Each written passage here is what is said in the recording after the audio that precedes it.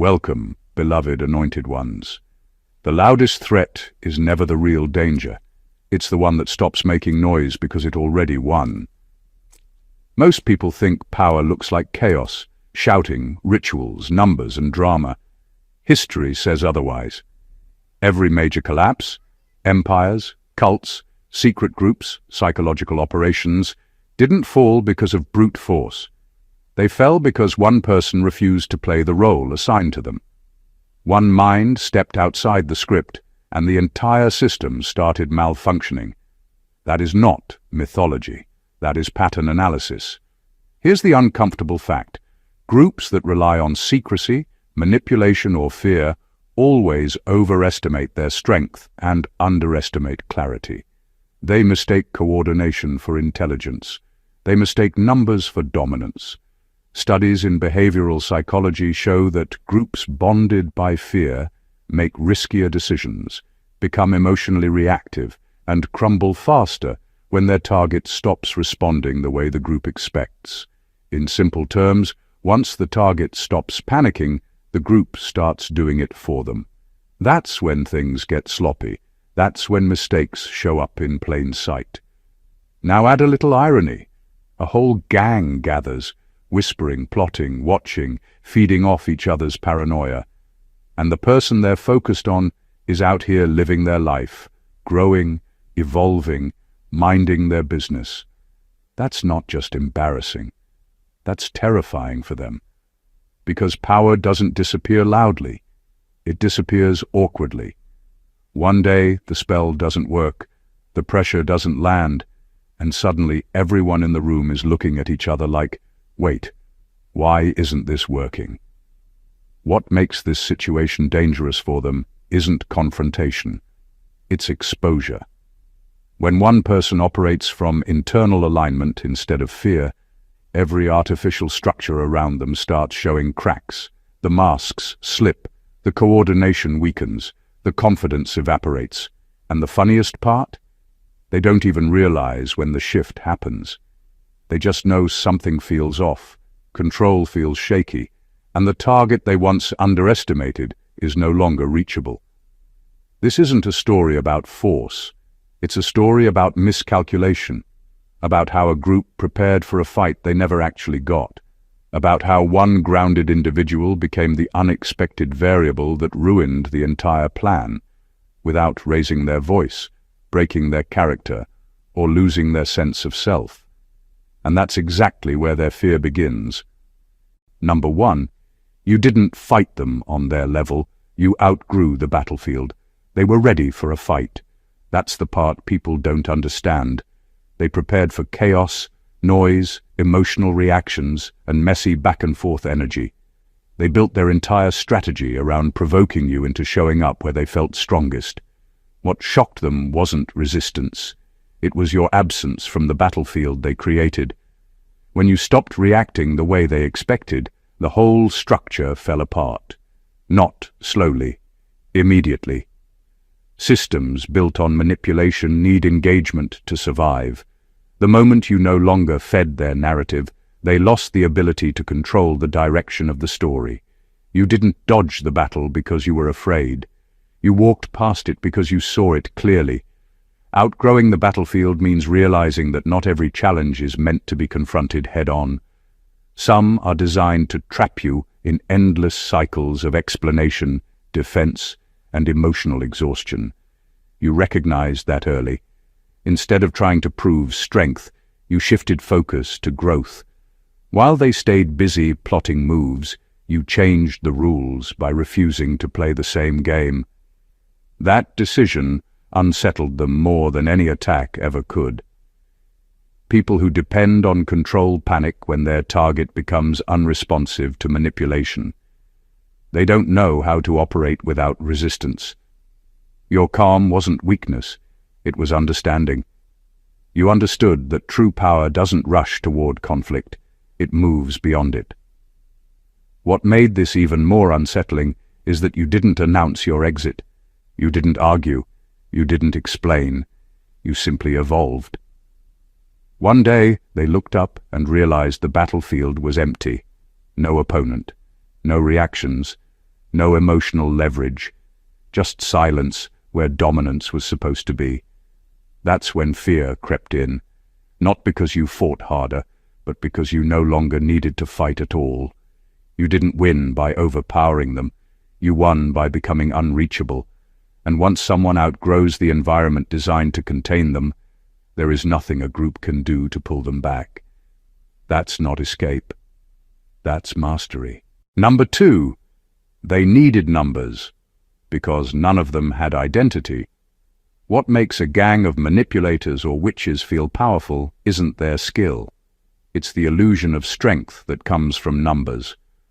Alone, each of them is fragile, insecure, and easily cracked. But together, they borrow confidence from one another, creating a fake ecosystem of control. That borrowed power is always unstable, because it isn't rooted in self. The moment you confront a system like that with someone who has real identity, it collapses quietly but completely. They spend so much energy coordinating, plotting, whispering, and rehearsing moves because they can't stand alone. Every glance, every ritual, every group meeting is a patch over an emptiness they fear facing by themselves. They rely on crowd momentum to cover their weaknesses, and the minute that momentum disappears, they realize they never had a backbone. You, on the other hand, didn't need a crowd to define who you are. That's why you were untouchable. You didn't borrow confidence. You generated it. You didn't perform identity. You embodied it. Because you weren't tied to their energy, every attempt to manipulate you became useless. They could scream in unison, coordinate attacks, and try to overwhelm you with sheer presence, but nothing landed. You didn't bend. You didn't break. You didn't respond the way they expected. Their numbers, which were supposed to intimidate, ended up highlighting how hollow each individual really was. What terrified them the most is the subtle realization that identity isn't transferable. You can't borrow it from someone else. You can't conjure it in a crowd. It either exists or it doesn't. And their lack of it made them predictable, weak, and ultimately scared. They are forced to confront the truth every time a singular force like you moves through their world untouched, self-contained, and whole. They can gather 100 voices, but one rooted soul can erase their collective threat without ever raising a hand. That's the ultimate leverage, the invisible dominance that no number can overcome. Number 3, you became unpredictable by becoming honest with yourself. What broke them wasn't a fight, it wasn't strategy, it wasn't even the calm or the restraint. It was the fact that you became impossible to predict because you became honest with yourself. Before that, they could study you, manipulate your emotions, anticipate your reactions. They thrived on patterns and predictable energy. But the moment you stopped lying to yourself, everything changed. You stopped performing for approval, stopped reacting to triggers, and stopped giving them the emotional breadcrumbs they depended on. That unpredictability isn't chaos, it's clarity. It's alignment with truth that cannot be manipulated. Being honest with yourself means you no longer needed their scripts to define you. Their attacks, whispers, rituals, and orchestrated chaos all relied on you stepping into the trap they built.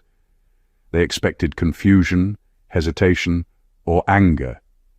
Instead, you acted from a grounded understanding of who you are and what you will and won't tolerate. Every move you made became autonomous, and that autonomy was alien to them. They had trained themselves to read people like open books. Then suddenly, the book closed. What they didn't realize is that honesty with yourself isn't just self-awareness. It's armor. It removes the hooks that others try to use. They cannot shake what isn't shaken. They cannot provoke what isn't provoked. Every tactic they relied on to control or scare you became useless, and in that moment, their fear became louder than any noise they could make. And here's the ironic twist that made it even worse for them. Becoming honest with yourself doesn't feel like power. It feels natural. It feels like breathing. But for them, who spent every day building illusions and hiding behind borrowed energy, that naturalness was terrifying. They had nothing to anchor their attacks to. You became unpredictable because your choices no longer needed their input.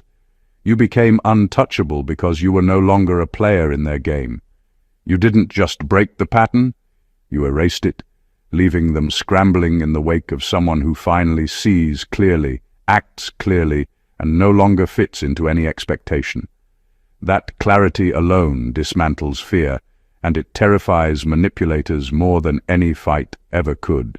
Number 4, they lost control the moment you stopped needing approval.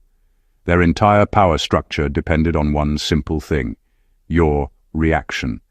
Every whisper, every manipulation, every calculated move was designed to get you to bend, to doubt yourself, to seek validation from them. They thrived on your uncertainty, feeding off your need for approval like it was oxygen. The moment you stopped giving it to them, the air went out of their system. That's when panic set in. That's when fear became visible in their eyes. You didn't announce it. You didn't make a show of independence. You simply stopped caring what they thought. Approval, recognition, or acceptance, none of it mattered anymore. And for a group built entirely around external influence, that's catastrophic. They had been playing a game in which the rules required you to participate emotionally, and suddenly you opted out. When the target refuses to play by their expectations, the entire strategy crumbles. What once looked intimidating becomes meaningless, and what once seemed safe starts to unravel. This isn't about being cold or detached. It's about clarity and self-possession. When you no longer seek approval, no manipulation sticks. Threats, flattery, pressure. It all slides off because you are anchored internally. They lose the only tool they ever had against you, your response. And they feel it. You can see it in how they second-guess themselves, how they scramble to regain momentum, how their confidence begins to wobble. They realize too late that control wasn't in their hands. It was in yours, and you never handed it over. Stopping the need for approval doesn't just neutralize their influence, it flips the power dynamic entirely. You are no longer a participant in their hierarchy. You are outside it, untouchable, unshakable. They panic because they can't manipulate what doesn't yield, and no amount of coordination, noise, or intimidation can change that. That is why they are scared. Not because you struck them down or showed aggression, but because you reclaimed your autonomy completely. Once someone reaches that level, fear becomes the only response left for those who ever thought they could control them. Number 5, you didn't absorb their darkness. You refused to enter it. What made them panic wasn't that you fought them. It wasn't that you outsmarted them. It was that you refused to play by their rules. They thrive on dragging people into darkness. Fear, deception, envy, chaos. That's their environment, their comfort zone, and their weapon. They assumed that anyone who crossed them would be drawn in, forced to absorb the toxicity, and eventually break. But you didn't. You stayed clean. You stayed whole. That refusal alone disarmed them completely. They tried to provoke anger, jealousy, confusion, or doubt. Every whisper, every scheme, every attack was designed to make you participate in their darkness, and every time they failed, their fear grew. Darkness cannot tolerate boundaries. It cannot survive when it encounters clarity and strength that doesn't conform. You were the anomaly they couldn't explain, the variable that didn't fit into their calculations. They had been counting on your compromise, and when it didn't come, their sense of control evaporated. This is the kind of power most people never recognize. It doesn't show up as aggression or confrontation. It shows up as self-possession and refusal. By staying true to yourself and refusing to absorb the negative energy they projected, you created an unshakable armor. You became untouchable not because you fought, but because you didn't have to. Their darkness, which had terrified countless others, bounced off you like it hit a wall. And that's what scared them more than anything else. They realized that all their tactics relied on others lowering themselves to survive in their toxic game. You didn't lower yourself. You didn't compromise. You didn't even bend toward fear. And in that moment, the gang, the witches, the manipulators, they saw themselves clearly for the first time. Their power depended on the participation of others, and without it, they were powerless. You didn't just withstand their attacks. You exposed the emptiness of their system and walked through unshaken, leaving them scrambling to understand why nothing worked. That's the real terror. A presence so clean, so anchored, so untouchable, that their entire world no longer applies. Number 6. They were united by fear. You were anchored by truth. Their strength looked impressive from a distance. A group of people moving in sync, whispering plans, reinforcing each other's insecurities. But their unity was a house built on sand. The foundation was fear. Fear of exposure, fear of weakness, fear of losing control. They needed each other to feel safe, to convince themselves that their power was real. The moment one faltered, the entire structure wobbled. Their cohesion wasn't born from purpose, vision, or principle. It was borrowed energy, and borrowed energy always collapses when it's tested against someone grounded. You were different because your anchor wasn't borrowed. You weren't connected to anyone else's panic, deception, or manipulation. You weren't feeding off their rhythm, your decisions, your strength, your reactions. They all came from truth. Truth doesn't wobble. Truth doesn't panic. Truth doesn't need validation. And that difference is a kind of power most manipulators can't comprehend. When a group is fueled by fear, even a single unshakable presence becomes a threat. You didn't need to attack them. You didn't need to shout. You simply existed in alignment with yourself, and that was enough to dismantle their influence.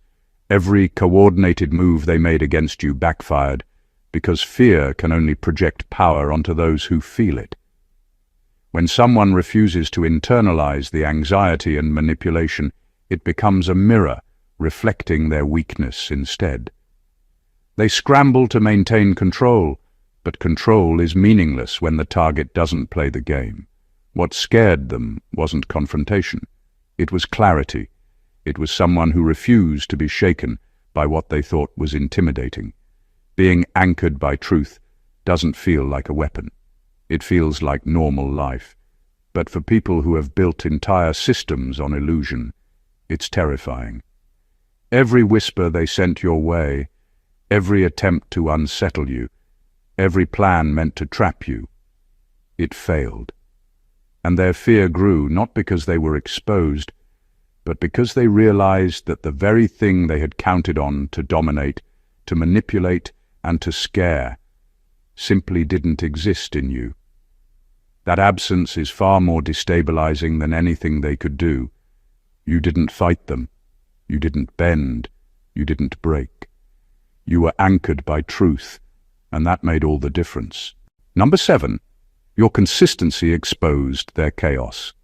They thrive on unpredictability, shifting motives, and confusion. That's their entire playbook: manipulate, provoke, and create doubt. Every story they spun, every reaction they tried to provoke, every plan they executed relied on the assumption that you would bend, stumble, or at least react emotionally. They count on chaos to give them leverage. And then you showed up consistent. Not loud, not aggressive, not flashy, just steady, unwavering, and predictable in the sense that your integrity never wavered. That consistency didn't make you easy to manipulate. It made them look ridiculous. Consistency is a quiet kind of power they never prepare for. While they were scrambling to control the narrative, switching stories and motives like changing masks at a masquerade, You didn't flinch. Your responses didn't give them ammunition. Your energy didn't feed their fear. And every time they tried to corner you, every attempt to destabilize or confuse, it failed. Their chaos became obvious, glaring, and inescapable. To anyone watching, it would look like a train wreck happening in real time, except the wreck was self-inflicted. They were unraveling in front of their own eyes because your steadiness highlighted the emptiness of their actions. This is what truly terrified them. Not confrontation, not strategy, not even retaliation. It was the fact that the pattern they depended on, your reaction, no longer existed. Your predictability in self-mastery exposed their unpredictability in morality. Their frantic schemes, manipulations, and whisper campaigns were all laid bare. They realized their control was a lie, a flimsy structure held together only by the fact that most people would bend under the pressure. You didn't bend, you didn't perform, you just remained steady. And that's why numbers, rituals, and intimidation failed. Chaos cannot survive against consistency. A single steady force unmasks an entire network of instability. Their power, once threatening, becomes absurd in comparison. While they spun in circles, you moved forward, untouched, untangled, and untouchable. Every action they took to shake you only revealed more about their own fear, their own insecurity, and their own inability to match the force of a mind that refuses to waver. That is the real kind of dominance that terrifies manipulators. Quiet, unwavering, and absolute. Number 8. They thought you were isolated, not self-contained. They assumed you were alone, disconnected, and therefore vulnerable. That's the mistake everyone makes when dealing with people like you. They see solitude and mistake it for weakness. They think a single person without visible allies must be easier to manipulate, easier to intimidate, easier to control. What they didn't realize is that you weren't isolated. You were self-contained. You didn't need validation, support, or energy from anyone else because you had already built everything internally. Your power didn't come from numbers or influence. It came from mastery over yourself. That distinction is terrifying to anyone who relies on borrowed strength. Being self-contained is invisible power. They could circle around you, whisper, plot, or try to provoke reactions, and every tactic fell flat. Isolation would have made you a target, but self-containment made you untouchable. Every attempt to manipulate you hit a wall because your foundation wasn't external. You didn't need their recognition, their fear, or their submission to feel complete. And that made them scramble in ways they didn't expect. Their strategies, which were designed to overwhelm, confuse, or corner, ended up highlighting their own deficiencies. What made it even worse for them is that self-containment looks effortless. It doesn't announce itself. It doesn't demand attention. It simply exists, and its quiet presence exposes everything built on dependency. Their control, which relied on exploiting reactions, vanished. Their coordination, which relied on fear of numbers, collapsed. They realized, too late, that you were never their target in the way they imagined. They weren't dealing with someone vulnerable or reactive. They were dealing with someone who had already removed themselves from the rules of their game. That shift, from being perceived as isolated to being undeniably self-contained, is what breaks groups like that. They panic not because you are aggressive, but because you cannot be reached, bent, or used. They try to pull strings, but the strings no longer exist. You are an entirely different variable, operating outside their system, and that reality terrifies anyone who built their identity on fear, control, and borrowed power. Number 9. They tried to study you, but ended up studying themselves. Every move they made was calculated. Every whisper, every ritual, every plan was meant to dissect you, predict you, control you. They thought they were observing a target, but what happened instead was far more revealing. They ended up confronting their own weaknesses. The more they tried to understand you, the more the reflection of their own insecurities stared back at them. Their envy, their paranoia, their hunger for dominance, all of it became visible under the microscope they aimed at you. And that's when panic set in. They assumed they could map your mind, anticipate your decisions, and bend your reactions to fit their narrative. They thought a single person could be contained, predicted, and ultimately defeated if the right pressure points were found. But you didn't operate on their rules. Your clarity, your alignment, your self-possession created a space they couldn't enter. And as they scrambled to decode you, each attempt highlighted how little control they actually had over themselves. Every strategy they applied was a mirror showing their own limitations. They weren't studying your patterns, they were confronting the emptiness of their own. That realization is crushing to someone built on fear and manipulation. You don't have to fight someone who refuses to be understood on their terms. You don't have to argue or prove anything. The more they tried to force a response from you, the more their own flaws were amplified. Their unity, their coordination, their supposed superiority, all of it began to unravel because they were trying to dominate someone who existed outside their system entirely. By the end, they weren't just scared of you. They were unsettled by what they saw in themselves, exposed and amplified by the reflection you inadvertently created. They realized that the only thing they had ever controlled was their own perception of power, and that perception had just been shattered. You didn't need to attack them or reveal your own strength. Your mere presence forced them to confront the chaos inside themselves. That is a power they cannot calculate, and that is why their fear became louder than anything they could have thrown at you. Number 10, they confused calm with submission, a fatal error. They made the classic mistake of reading your calm as weakness. To them, a lack of aggression meant an opportunity, a chance to push harder, to dominate, to force you into a reaction. But what they didn't understand is that calm is not a lack of force. Calm is controlled power. Calm is clarity in motion, a grounded presence that refuses to be moved by chaos or threat. And when manipulators mistake that for submission, it becomes a fatal error.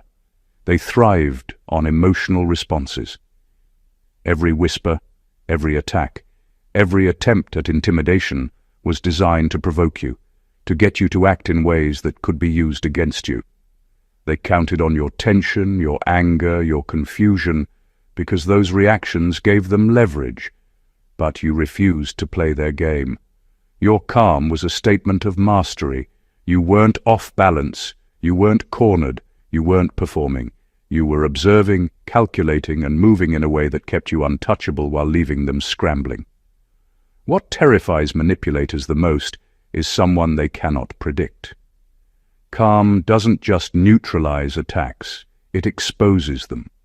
Every scheme, every plot, every attempt to control becomes transparent when it collides with someone who refuses to react. Their chaos, which they rely on to dominate, suddenly looks foolish. Their coordination becomes frantic. Their intimidation ineffective.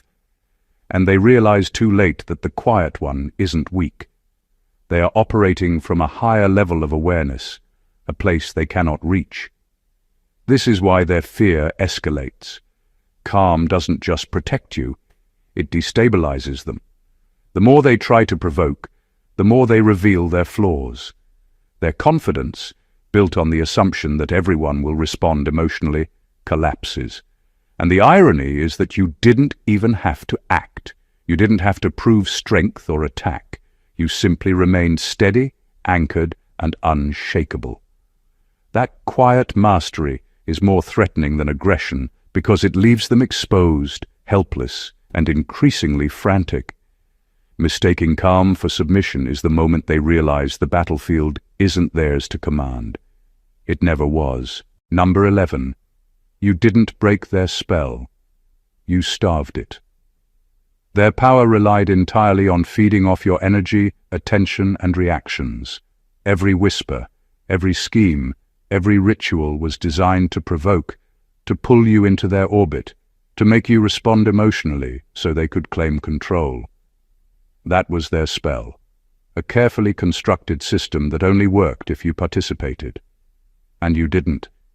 You refused to engage, refused to react, and in doing so you starved it. Without your energy, without your fear, without your validation, their carefully built world started to collapse. This is what makes manipulators panic. They can tolerate confrontation, noise, and even defiance, but what terrifies them is indifference, a refusal to fuel their illusions. You didn't need to fight them. You didn't need to prove strength or strike back. You simply withheld the very thing they required to exist, your emotional response, and without it, all their tactics, all their coordination, all their projected power became meaningless. Starvation works silently, invisibly, but it is far more devastating than attack. Their panic grows as they realize their influence is evaporating. Every plan, every manipulation, every threat, useless. They scramble to regain momentum, but you are untouchable, self-contained, and impervious to their energy.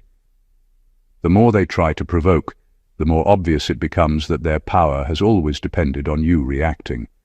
They discover that their intimidation, control, and fear tactics were only alive when you engaged with them. Without you feeding the spell, it dies, and that revelation terrifies them. What makes it even more destabilizing is that starving their spell doesn't feel like power to you. It's just self-preservation, clarity, and presence. But for them, it is catastrophic. They are forced to confront the fragility of everything they built on manipulation and fear. One by one, their illusions crumble, not because of aggression, but because you refuse to be a participant in their system. And in that absence, they realize too late that the spell has already failed, leaving them exposed, frantic, and completely powerless. You didn't just survive. You dismantled them quietly, invisibly, and irreversibly. Number 12. They realized too late that you were the pattern breaker. Their entire operation depended on predictability. Every tactic, every whisper, every scheme relied on the assumption that people respond in certain ways under pressure.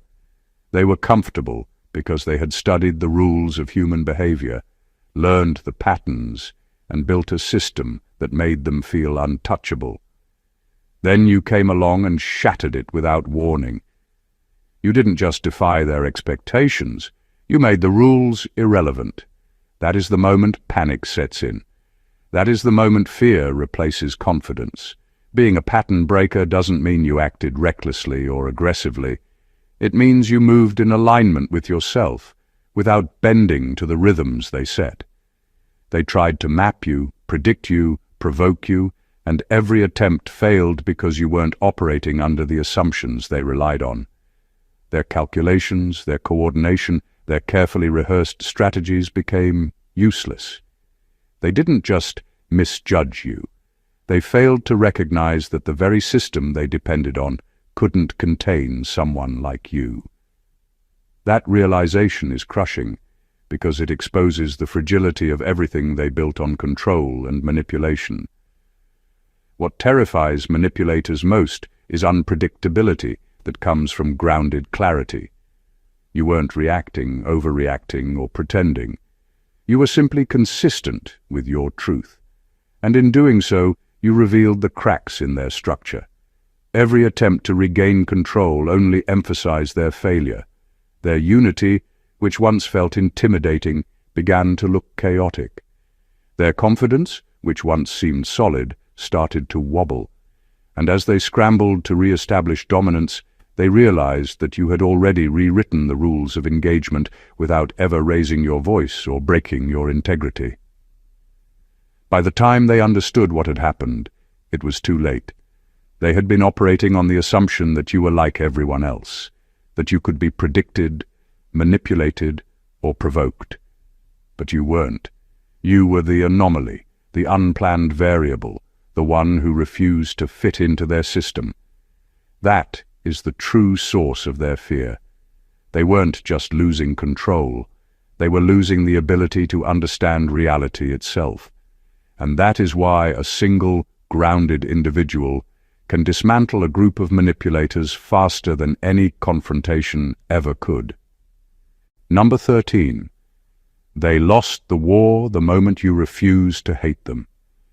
Hatred is a leash that keeps people tied to their enemies, their circumstances, and their chaos. It's the fuel that manipulators count on to trap their targets in endless cycles of reaction, revenge, and emotional investment. They believe that anger, resentment, or fear would make you vulnerable, force you to engage, and ultimately give them leverage. What they didn't account for is that you refused to hate. You didn't feed the cycle. You didn't fuel their narrative. You didn't give them the emotional energy they depended on. That refusal alone broke their system. By refusing to hate, you stepped entirely outside of their control. They expected reactions, they expected chaos, and they expected you to play the game of emotion they had perfected. Instead, you acted from clarity, purpose, and truth. Your calm, your neutrality, and your self-possession became the force that undermined every strategy they deployed. They had counted on you taking the bait, lashing out, or internalizing the negativity, but you didn't. Without emotional participation, their attacks became meaningless and their power evaporated quietly but completely. What terrifies manipulators more than confrontation is absence. Absence of reaction, absence of fear, absence of hate. When you refused to hate, you removed the only link they had to influence you. Every whisper, every scheme, every attempt to provoke became futile. They were left scrambling to understand why the plan they had built for years wasn't working. Their confidence crumbled because they realized their strength was never theirs. It was borrowed from the reactions they expected from you. Refusing to hate doesn't make you passive. It makes you untouchable. It transforms the battlefield into a place where they are exposed, frantic, and disoriented, while you move forward with freedom and clarity. They are powerless because their entire strategy hinged on an emotional response that never came. And in that silence, in that refusal to participate in their chaos, you won the war. Not with force, not with aggression, but with a truth they could never manipulate, control, or destroy.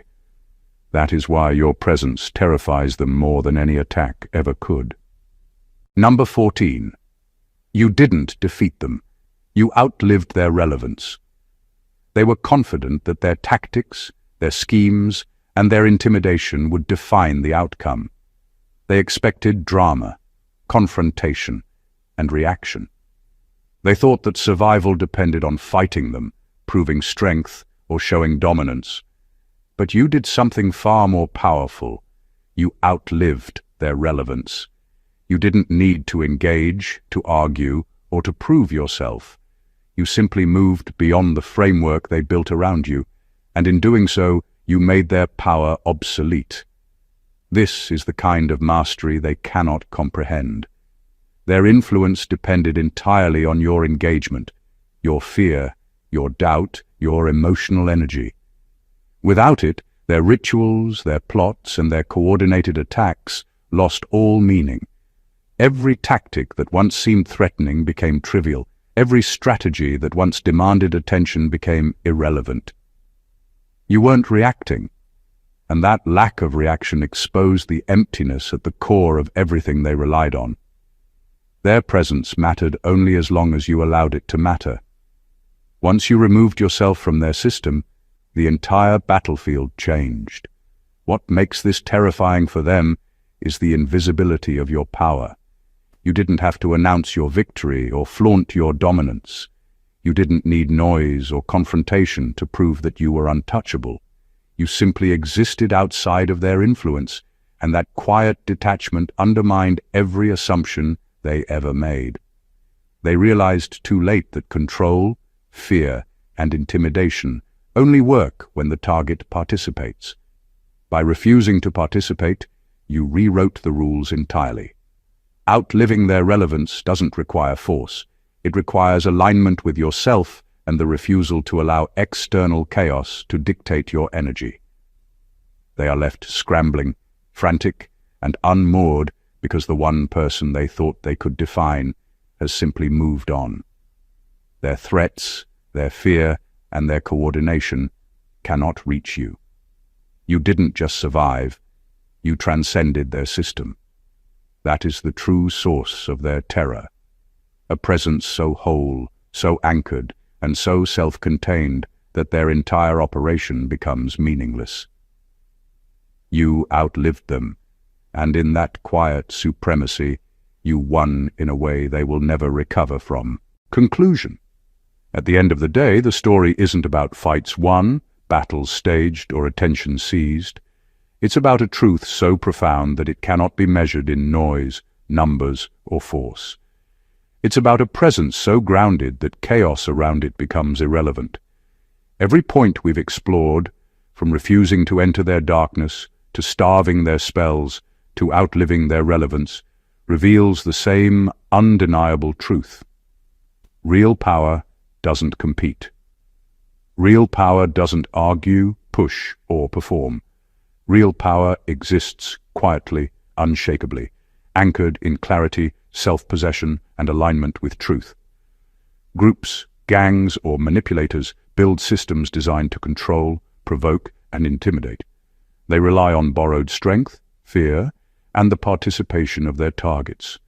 But when someone refuses to play their game, refuses to react, refuses to feed the system, everything they relied on collapses from the inside out. One person who knows who they are, moves with consistency, and acts from internal authority exposes the fragility of their world. They panic not because you attacked them, but because their entire relevance depended on your engagement, and you removed yourself from it.